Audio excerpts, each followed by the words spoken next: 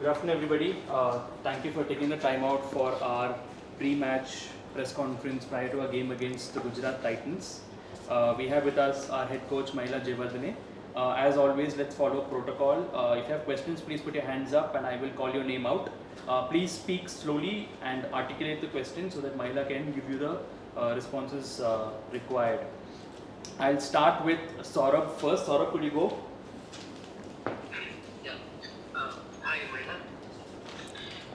Mahela, how satisfied were you that Mumbai Indians put together a performance with both bat and ball in the last match? Yeah, it was good to see that we managed to execute skills and at the same time finish the game off. Bowling was pretty good.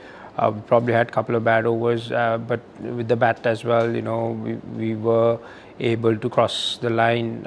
We had the same opportunities through the season with the ball and the bat to try and finish games off, and which we're not able to. So get points on the table, cross the line was a very positive outlook on the entire group. Unfortunately, we had to wait for another 4 days before we could play another game. So the focus has been good. We've had a couple of good chats around that, and looking forward to the next game, which is a tough one. Probably the informed best team in the competition at the moment, and looking forward to that. And Mahela, you spoke about the atmosphere being good. What are the goals for the rest of the season? Well, we just need to win matches, play some good cricket. It's all about confidence. It's about the group. As players, as a group, it's been tough for us. There's nothing to hide. We were not satisfied with our executions. We were not satisfied with the way we played, but everyone stuck together and worked harder. I can't complain about the work ethic of the group. We've stayed together and believe in the ability. So the rest of the season is going to be the same. Stick to our processes, which we've always worked on, and make sure that we win matches and go out and enjoy our cricket. So that's the most important thing. Thanks, Saurabh. Niharika, next, please. Good afternoon, coach. My question for you is that in Mumbai and over Rajasthan, Ritik Shami and Kumar Kambini they were really impressive. So how pleasing it is for you to see two young spinners do well against the batting order which had been bringing in a lot of runs? Yeah, I think Ritik bowled really well for a couple of overs where we had the matchups, and obviously one over he went for runs. But I think the attitude that he showed to come back in the last two balls was quite impressive. KK has been great. It's a great story.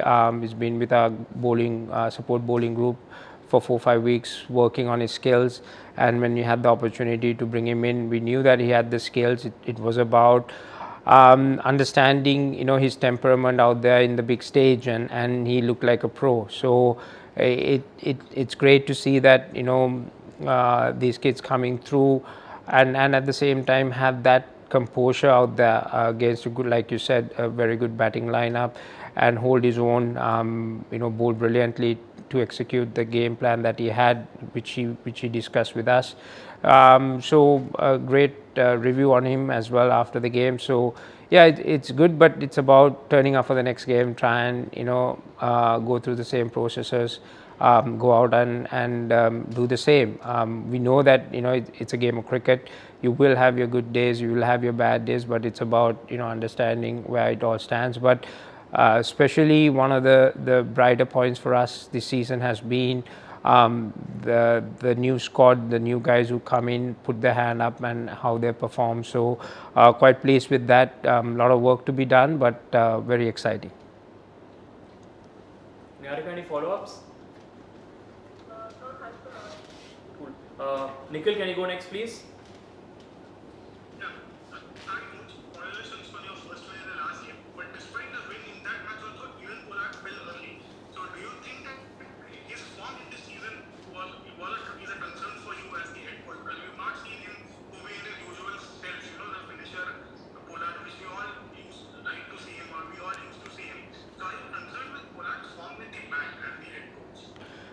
Yeah, I think he's been honest as well.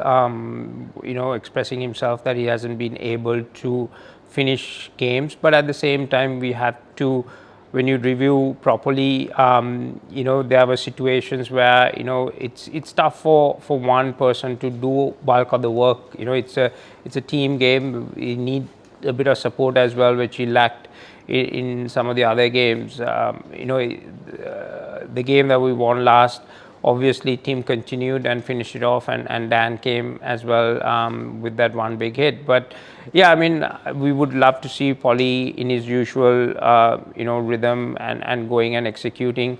The first 3-4 games in the competition, he looked good. He was hitting the ball, but he never had the support from the rest to try and finish games off. So I think you need to take the whole tournament in perspective and analyze and debrief rather than picking few games. That's how we go about it. Yes, I mean, the numbers or the consistency is not there, but it is something that not just Poly but we as a group has to improve on. Nikhil, anything else? Thanks. Good. Sudarshanan, can you go next, please? Yeah, sure, thanks. Mahela, picking up from that point, at what point do you kind of draw the line with, especially with someone like Pollard, who's almost synonymous with Mumbai Indians, as what point do you draw the line with him and leave him out for someone like him? Devil Brevis, who's kind of at the moment jostling for spaces with someone like Tim David. So how does that thinking work in the Mumbai Indians circuit? I mean, it's a constant process that we go through with DB.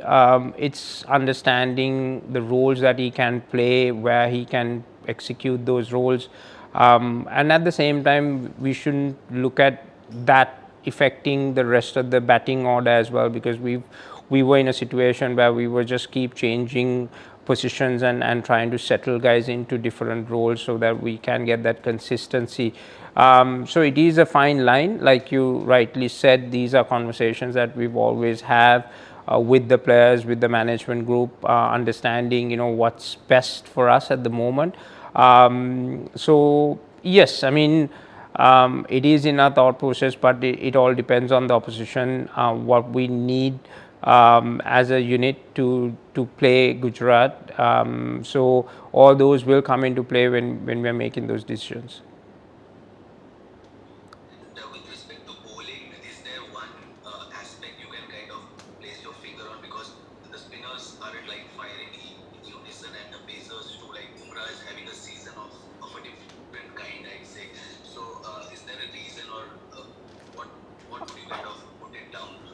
Well, I think my debrief on the entire bowling this season has been that we haven't been able to probably dominate the power play the way we wanted to, picking up early wickets. We've tried a lot of options. I think it's unfair to point finger at Booms, because I think his role has been to create pressure. Yes, you can say that okay, he hasn't picked up wickets, but at the same time, teams play the entire bowling unit. They don't play just one bowler. So what they've done is they've covered Bumrah, made sure that they're not taking too many risks against Booms as well. So therefore, he hasn't been able to create those opportunities. I think it's one of those seasons for us where we've had tried different combinations. We haven't been able to control situations. I mean, if you take 4-5 games where we bowled brilliantly for 18 overs and we've had 2 big overs. I think we are one of those teams that has given 20 plus overs pretty much in every game, and that has cost us at least 4 to 5 games this season. I think that's the discipline that we require from the guys. Make sure that when you're going, you're definitely going to get hit at some point in a match, but that to make sure that you don't go for that big 20 plus overs, and we've been at fault at that. We've given those too many overs, especially the first half of the season, and that has affected us tremendously throughout the season. So I think these are areas that we need to brush up and make sure that we are consistent with the ball, picking up early wickets, creating that pressure, not letting it go with those couple of big overs in every game. So whether we are bowling first or defending a target. Thanks. Good luck for tomorrow. Thanks. Vishesh, can you go next? Hi, Mahela. I just wanted to know that over the years, Rohit has been able to play big knocks for Mumbai Indians. So, do you think lack of big runs from his bat is one of the biggest reasons that Mumbai Indians has not been able to post high totals consistently? I think let me answer that in a much fairer way. Yes, as you rightly said, Ro's been brilliant in batting long periods, getting those big scores consistently, and the rest of the guys have batted around him. He knows he had starts and hasn't been able to convert them into big scores. That has been a disappointment. For a team to work, it's not just one individual, it's about a team executing a game plan the way we've structured our lineup this season. That's something that we lacked at the top 3-4 guys who someone bats through to that 15th over, and at the same time we haven't had those finishers from the back end as well. So each and every game it's been either one or the other has affected us. So it's about getting most of your guys playing good cricket on a game and having that consistency going through. I think that's something that we lacked. If you take Gujarat for an example, this season you've seen them winning 3-4 games at least from positions that they were completely outplayed by individual brilliance of finishing games off by either Miller or Tiwatia or even Rashid for that matter. So that's what the season requires, and we haven't had that spark. So that's something that we are quite used to having that. So that's one of those seasons that we haven't been able to win those close matches. We haven't been able to ruthlessly finish games off, and at the same time we lack consistency. And yes, I mean, we need your main batters to be more consistent and getting those runs, and I think Rohit has openly spoken about it as well. And but it's just not just one individual, it's about a collective group, and we haven't been consistent all around. Well, just to follow up, in the remaining games, would you look to try out someone like Arjun Tendulkar as he brings a left-arm seaming option to your attack? Well, I think everyone in the squad is an option. We'll see how things go. It's about matchups. It's about how we can win matches. Like I said, our priority is to make sure that we get the right matchups and we have that ability to execute. Every game is a confidence thing. We managed to get our first win. So it's about stringing few wins together, get the confidence back, and being able to put the best guys out there in the park.